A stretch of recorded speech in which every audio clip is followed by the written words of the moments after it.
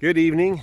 It is about 5 o'clock in the evening on Sunday, December 18th, 2022. One more week until Christmas, everybody. The 25th. So I fed them.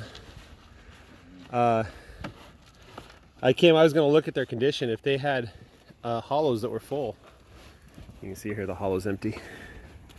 If they had hollows that were full, I would have. Hey, you're putting that feed on the ground. It's going to grow corn. If they had hollows that were full, I wasn't going to feed them, but nope, they're empty, so I'm going to feed them. Let's take a look at the neighbor's donkey and horses over here. Or ponies, I guess. They're small horses. Look at that donkey. It's Donkey.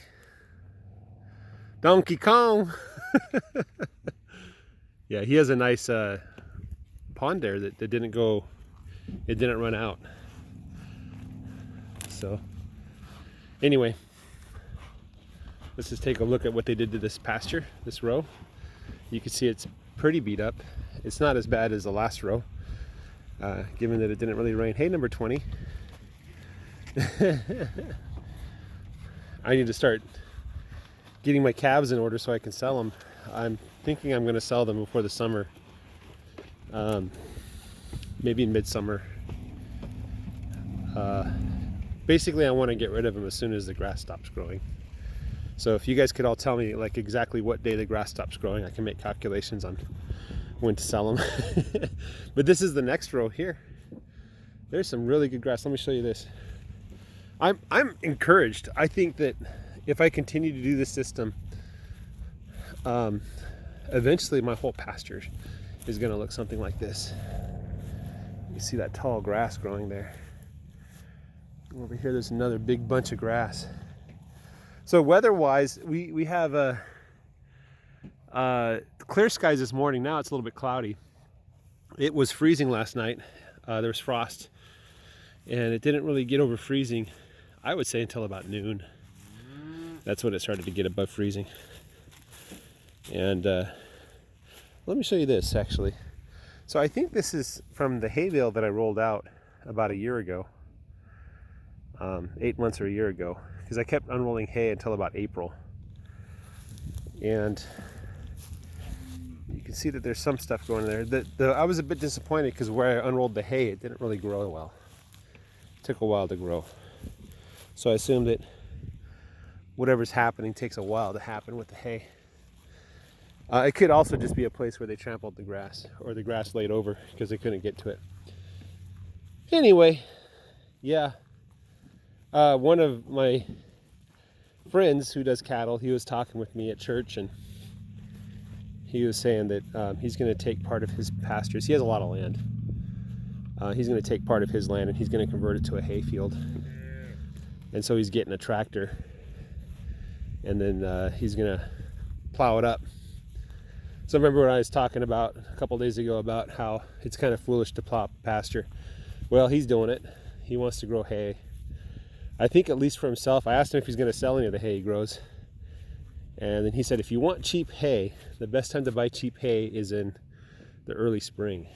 You buy old hay from people, and sometimes they'll almost pay you to get rid of it. So that's the best time to get cheap hay. And he said for his cows, at least, as long as he has protein buckets and minerals, they can eat whatever crap hay you can find. And the cows eat it up. He says he unrolls it in the winter.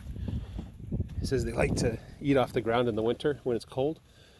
Another thing he does is he likes to light the brush piles on fire.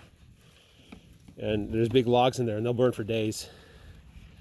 And when it gets really cold, the cows will hang around the fire, stay warm. So that's an interesting thing. I've never thought of doing that, but.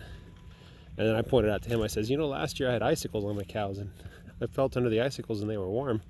He's like, yeah, they don't get cold like we do. And he says, we'd be out there, we'd die, but the cows would do just fine. And then someone else said, no, I worked with this guy. He works in the cold and he doesn't get cold, and he drives everybody to work in the cold and till their fingers fall off. He started laughing. So anyway, let's just take a walk down this row. I kind of want to see what the end of the row looks like. You can see there's a lot of trotting. The cows have been over this multiple times, especially because they have to come back here to get water. And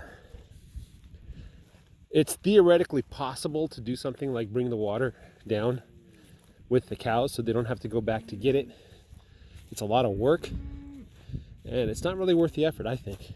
We'll find out though. But they basically trampled this pasture. You can see everything's been trampled. As we get further down the row, it looks a little different. This part of the pasture wasn't that great. I felt kind of bad for them. There's some spots they missed, I think because either they peed there or there's an old manure paddy. The manure is not completely loose, so that's a little bit too loose for me. That suggests there's problems going on. They're eating too much protein, or they got the worms. Probably the protein. Anyway, let's go back in time, or forward in time rather. So now we're in about Friday. This is where they were at on Friday. We started Thursday evening, Friday, Saturday. This is Saturday. Yeah, their manure is kind of loose. It's really runny. That's not a good sign. You can see their hoof prints everywhere. Although it's not really tearing up the ground, it's just like leaving hoof prints. So I'm not too concerned. Yeah, runny manure, runny manure.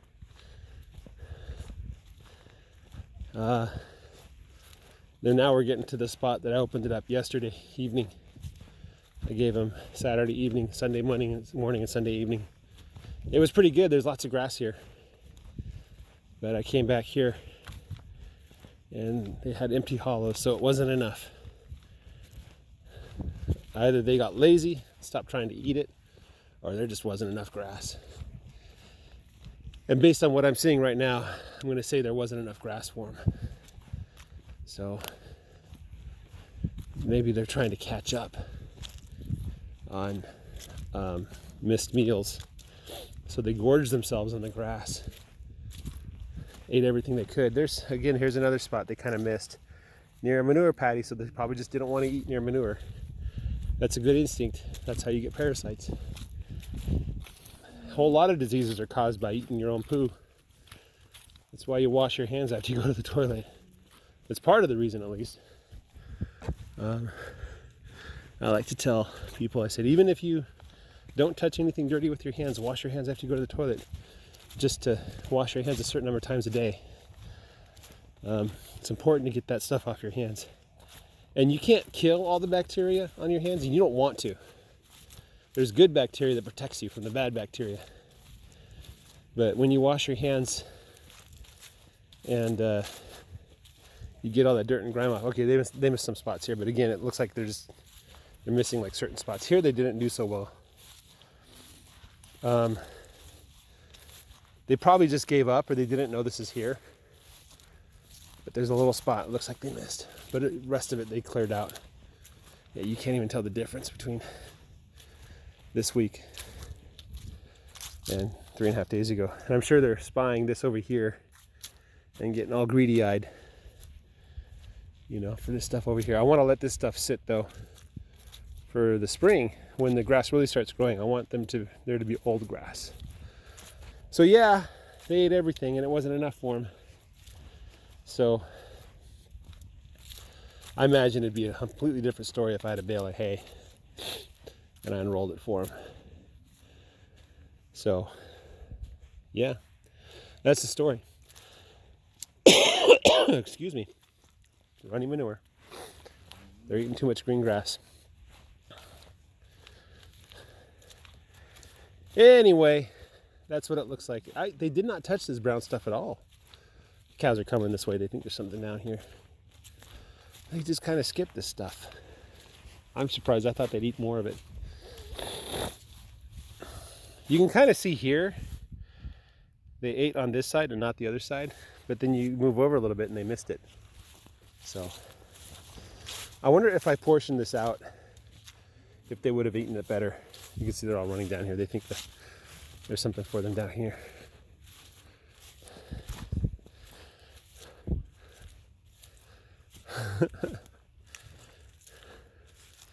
So I fully expect once we get to March, mid-March, the grass will be growing like mad. And I'll be saying like, I need 10 times as many cows on my land to eat this grass before it goes to seed. And I'll be moving them as quick as I can. Hey buddy, you want to smell the phone? No, you want to smell my hand? Yeah. The sheep are not really, they're not nearly as cautious as they used to be. They're getting friendlier. Give me some baby lambs, okay? Hope there's baby lambs in there. Maybe some baby lambs. Anyway. Yeah, so we just basically were enduring until March. We could get an early spring. It does happen. The first year we moved here, we had a really warm January, and then Snowmageddon hit. And I think some people were saying it's bad because some of the plants had blossomed already, and then the Snowmageddon hit. And that's like a late frost is bad for everything. But I don't think the grass really cares. Yeah, so I'm going to target a sale date, I think, of June or August. I'm going to check out the net bio sales, and I'm going to probably sell to my neighbor first if he wants them. He's pretty good at finishing cows, so he'll get first option. I'll just sell at market price, whatever that is. And then I'll take the rest to auction and whatever I get for him. I'm probably going to keep 1 or 2 heifers back. I don't think I'm going to get rid of any cows. At least not yet. I'm not confident enough to get rid of cows. I do have my eye on a couple I would get rid of. And it might surprise you, but number 21 is at the top of the list. The only reason being her calf died. And I probably can't blame her completely for it because the calf was born right after the fire. But when your calf dies, that's a major strike, number 21. And I need to go through and figure out which ones didn't give me a calf. But I think they all gave me calves. I think they all did. And I want to get them all on the same schedule. I want to breed them all in June so that I get calves in March. Mid-March, I want my calves to start being born. You know. They're saying, where's my food? There's supposed to be a fresh pasture out here. Like, there's no fresh pasture out here. I didn't make any promises like that. Number 6, you're small. You're, in terms of height. I like small cows. What are you? You're number 20? Ever-friendly 20? Did you have a good meal? You're nice and fuzzy and warm. Covered with dust, too. I don't know what cows like to be rubbed. Like, where do they like to be rubbed? I don't know. Sometimes I see them behind the ear. Like to be rubbed behind the ear. The other place I see them rub is like in their shoulder, like right here. You don't like that? Is that what you're telling me? Number 20, super friendly. She has a little bit of a hollow. She's furry. She's fuzzy. It's not fat. You can see the ribs even with all the fur on her. However, the spine is, you can't really see the spine bones. That's a good sign. Does she still have, she had like a infection back there. No, there's still some flies, but not many. Number 20, hanging on there. What was that? Number 20 just ran into number 10. All right, guys, I'll be signing off. Have a great day. Bye-bye.